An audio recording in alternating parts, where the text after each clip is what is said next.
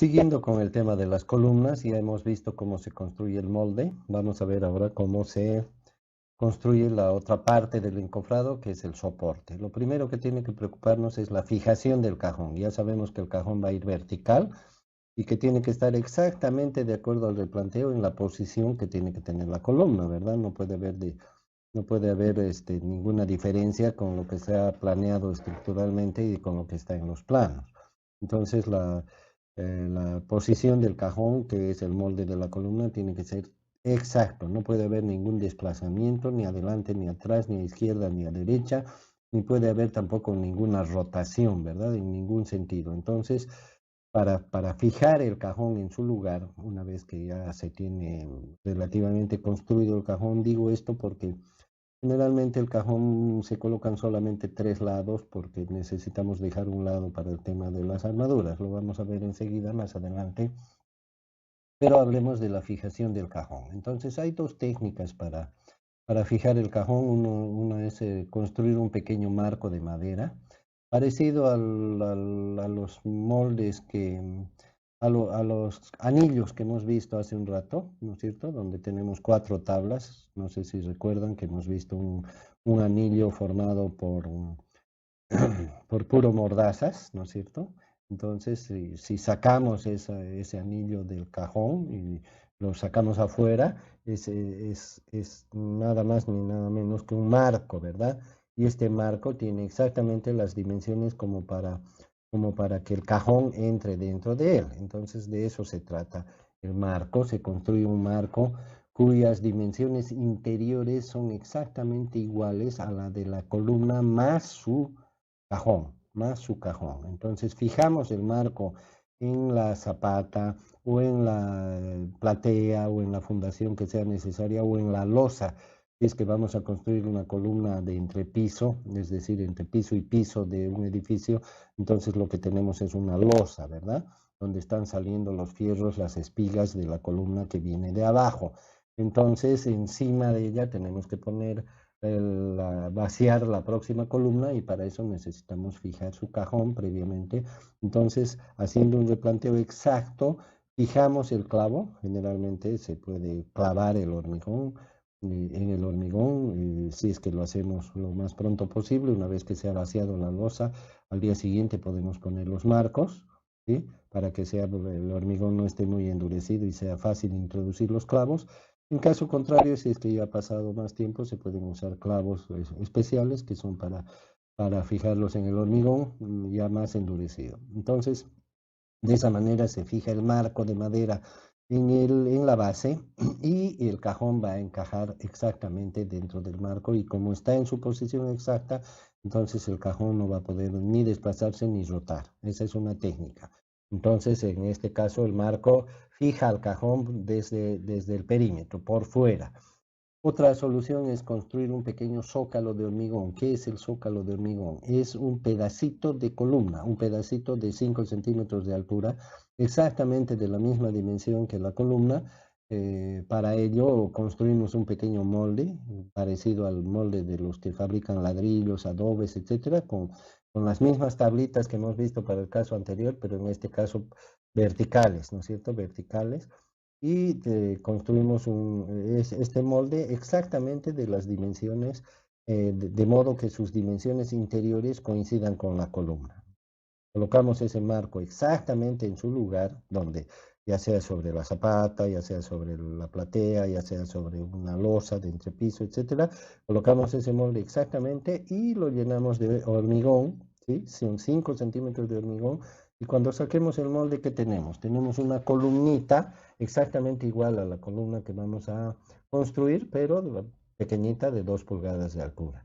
Entonces el cajón del molde, va a entrar exactamente en este zócalo, se llama zócalo, en este pedacito de columna va a entrar exactamente porque está construido de las mismas dimensiones, pero esta vez el cajón va a rodear por fuera al zócalo. En el marco de madera el cajón entraba dentro del marco. En el caso del zócalo el marco va por fuera. No he podido conseguir figuras apropiadas, pero acá podemos ver a la izquierda un marco de madera, ¿no? Bastante grosero, yo lo veo, con las maderotas estas, pero cumple su función, ¿no es cierto?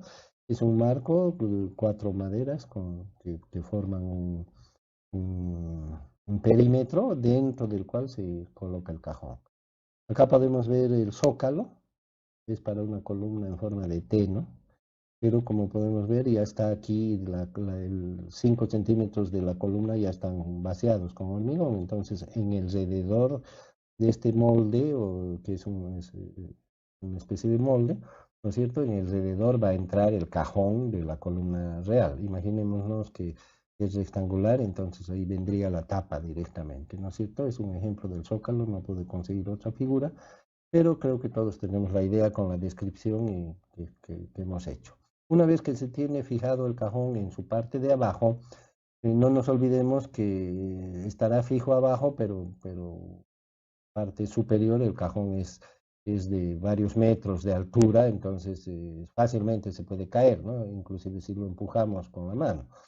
Entonces necesitamos fijar el cajón. Para fijar el cajón hay yo diría tres formas de hacerlo. Una es utilizar puntales, ya sabemos cómo trabajan los puntales, ¿no es cierto? Son estas piezas que están acá.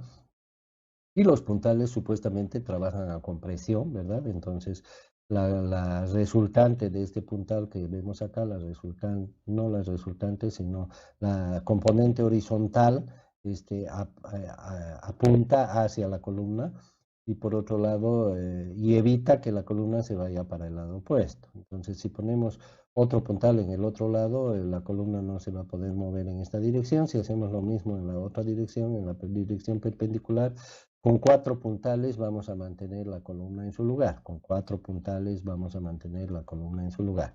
Esa sería una forma, ¿no es cierto? Poniendo puntales que trabajan en compresión. Y como sabemos que todo elemento alargado a compresión puede sufrir una deformación por pandeo, eh, por flexo compresión, ¿no es cierto? Entonces, normalmente por esta razón los puntales tienen que tener una sección adecuada, de acuerdo a la longitud en la que van a trabajar. Por otro lado, los puntales se colocan inclinados, como sabemos, ¿verdad? Y esto nos reduce un poco su utilidad en cuanto a la altura total de la columna, pero las columnas por lo general en la construcción de edificios no son muy altas, si comparamos con otros casos, obviamente. Entonces, los puntales usualmente rollizos, como se ven aquí, o aserrados, se pueden usar si es que no da la longitud con empalmes, ¿no? Aquí vemos que están empalmados estos puntales. Esa sería una técnica. Entonces, apuntalar el cajón de la columna en las cuatro direcciones. Obviamente que el puntal tiene que estar bien fijado en su base y bien fijado también al cajón de la columna para que no se desplace, para que no se deslice, ¿verdad? Con la presión, si es que empujamos el cajón para allá, este puntal con el esfuerzo puede deslizarse acá. Entonces, hay diferentes técnicas y ya no he podido entrar en mucho detalle acá en la clase presencial, si lo hago, de la forma de fijar la parte de abajo del puntal y la parte de arriba, tanto en planta baja, como se ve acá, que estamos sobre el suelo, en ambos casos estamos sobre el suelo, como en un entrepiso, donde la base sobre la que se apoya el puntal es hormigón, ¿no? Entonces es más fácil que se deslice. Bueno, otra forma es el flechado. El flechado consiste en hacer lo mismo, pero en vez de que sean puntales que trabajan a compresión, ponemos piezas como estas son flechas, ¿no es cierto?, que trabajan a tracción. Entonces, vamos a imaginar que estas son flechas, ¿sí? Esta es una flecha. ¿Qué está haciendo? Está traccionando a la columna hacia allá, por lo tanto, se opone a que la columna se vaya para el otro lado. Hacemos lo mismo al otro lado, ponemos otra flecha al otro lado, tracciona para allá, tracciona para acá, esta flecha tracciona para este lado, la otra flecha tracciona para el otro lado, por lo tanto la columna o el cajón de la columna está impedido de ir en ambas direcciones respectivamente, ¿verdad? Cada flecha cumple su función en la dirección respectiva.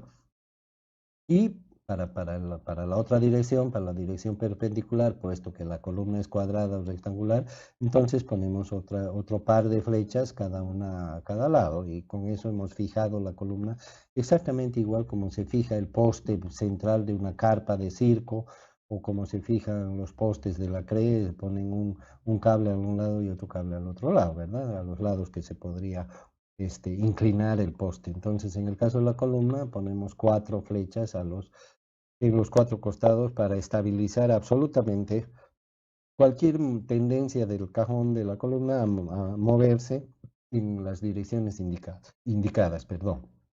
Y una tercera forma es de poner elementos como los que se ven en esta figura. Si ustedes se fijan en esta figura de la derecha, particularmente en esta que estoy indicando, podrían darse dos casos, ¿no? Aunque no está todavía terminado el trabajo o que ya está, pero no se utilizan elementos de sujeción o de fijación, ni puntales ni flechas en el otro lado, como podemos ver, ni tampoco en este, ¿no es cierto? Solamente se está usando en esta cara y en la otra se llega a ver que en la otra también. Entonces, se supone que estas piezas están trabajando a compresión y a flexión. Entonces, podríamos decir que son tanto puntales como flechas. Pueden trabajar así, ¿verdad? Tanto a flexión como a compresión. Por lo tanto, si tenemos aquí una pieza como esta que estoy indicando, que trabaja tanto a tracción como a compresión, entonces la pieza esta, el cajón de la columna, el molde, no se puede ir para el otro lado, ni para este lado, ni para el otro, porque si se quiere venir para este lado, el trabajo del puntal lo impide, y si se quiere ir para el otro lado, el trabajo de la flecha lo impide.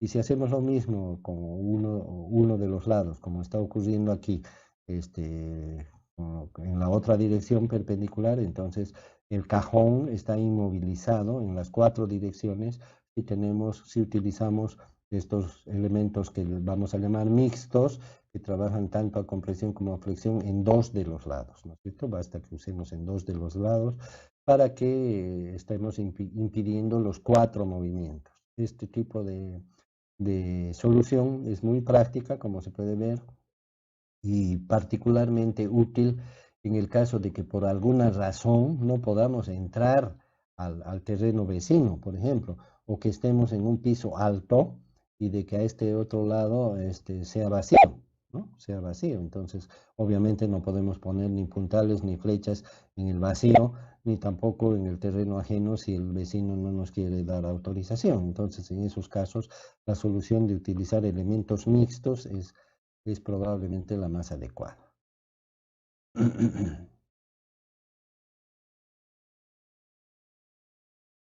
Vamos a hablar ahora de las armaduras, ya que se supone que el cajón está fijo, ¿verdad? El molde está fijo. Para las armaduras ya hemos hecho una breve descripción. Tiene fierros longitudinales y fierros transversales. Los fierros transversales forman, de acuerdo al diseño estructural, aquí vemos en la figura diversos casos, ¿no es cierto?, el más sencillo, un estribo común y corriente, simple. Aquí vemos 2 estribos o estribo compuesto, 3, etcétera, ¿no? Con varias posiciones en las que está aumentando la sección transversal del estribo. Acá vemos otra solución, acá vemos una sección circular, ¿no? Varios casos, columnas de secciones distintas también. Ya tenemos una sección en forma de óvalo, ¿no es cierto? En forma de óvalo, de elipse probablemente. Y bueno, el armado de los estribos se lo hace en taller y luego se amarra, como se está viendo acá en la figura, las barras longitudinales, ¿no es cierto? Primero en las esquinas para que ya se tenga una estructura y luego se va completando la figura. Una vez que se tiene la armadura, ¿verdad? Generalmente es un canastillo completo. Habrían dos posibilidades, uno que se lo arme ya en el sitio de la columna misma y otra posibilidad de que se lo lleve armado al lugar de los hechos.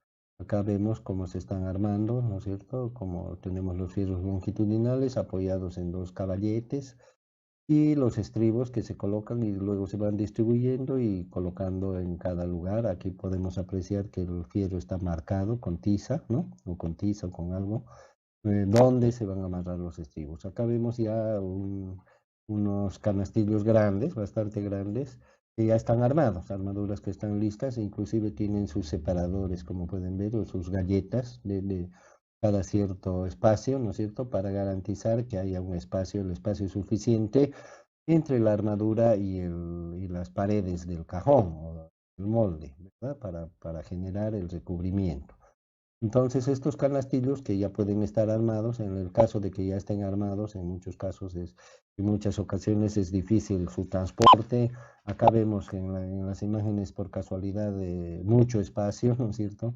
Pero no siempre es así cuando se construyen edificios pequeños o edificios en el centro de la ciudad donde no hay mucho espacio, es bastante difícil la movilidad de tener que transportar canastillos muy pesados o muy largos dentro de la propia obra, ¿verdad? Por lo tanto, en esos casos se prefiere armar o parte de los canastillos, armar dentro del cajón. Por eso el cajón se deja, como ya dije anteriormente, con tres paredes, de modo que tengamos un acceso libre por una de las paredes, ¿no es cierto? Es una forma de hacerlo.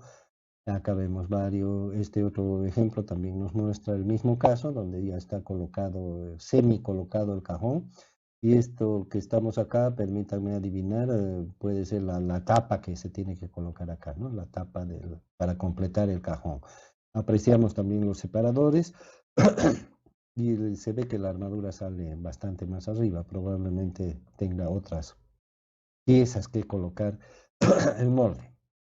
Entonces se coloca eso y se coloca la tapa que falta, de manera que tenemos completamente armada, colocado el canastillo en la armadura de la columna que tiene que sobresalir por arriba, ¿no es cierto? Como se puede ver acá también, para el siguiente piso o lo que venga por encima, la siguiente columna.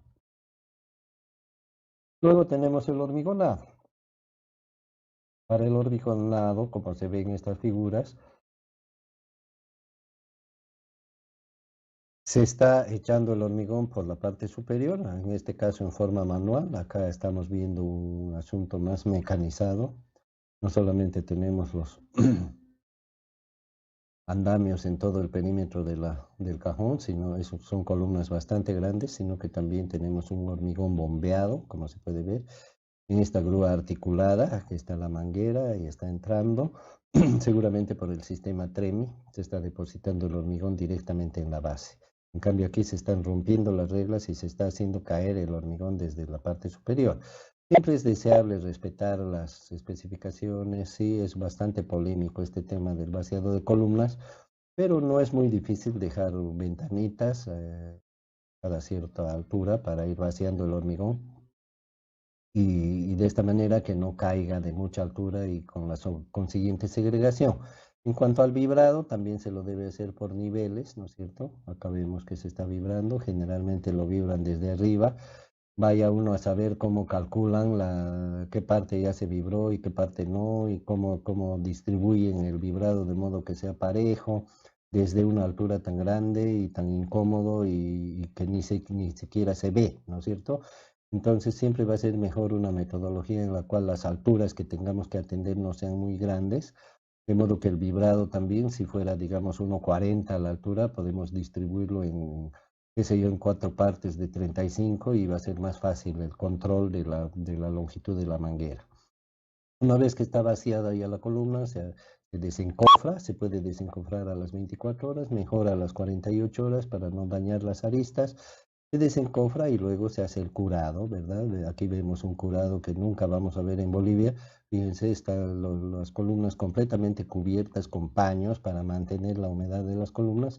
Acá más de una regadita como esta de aquí a la izquierda al día siguiente no se suele hacer más, pese a que ese hormigón está expuesto a la intemperie, al sol, al viento, etcétera, ¿no es cierto? Lo cual acelera la pérdida de agua y es contraproducente para la calidad del hormigón. Tenemos algunas otras figuras acá de columnas que se suelen usar en nuestro medio, de madera, por ejemplo. Aquí tenemos columnas compuestas, ¿no es cierto? Formadas por varias piezas, columnas talladas, columnas de acero, perfiles de acero, los cuales se fijan, como aquí podemos ver, con pernos, las vigas que se va a apoyar. También se utiliza soldadura. Aquí tenemos otras estructuras con columnas de acero. Tenemos una sección circular acá. Fíjense, interesante cómo se forma la sección. Y esto vendría a reemplazar al anillo, ¿no es cierto? Al anillo. Y al mismo tiempo sirve para darle forma, la forma circular o elipsoidal o la que tenga la columna. Y obviamente que esto se clava por dentro, ¿no? Se va clavando por dentro, o sea que generalmente esto se construye por tramos. por pedacitos, estoy hablando del encofrado. Como se puede fijar ambas partes en el mismo soporte que vendría a ser el equivalente del anillo en el caso de las cuadradas o rectangulares, entonces se pueden fijar ambos extremos de los pedacitos estos. Acá seguramente el tramo no es muy largo, entonces eh, tenemos la misma pieza en ambas caras del separador. Aquí tenemos la armadura de una columna circular, otras imágenes, ¿no es cierto? Y con eso damos por terminado el tema de las columnas.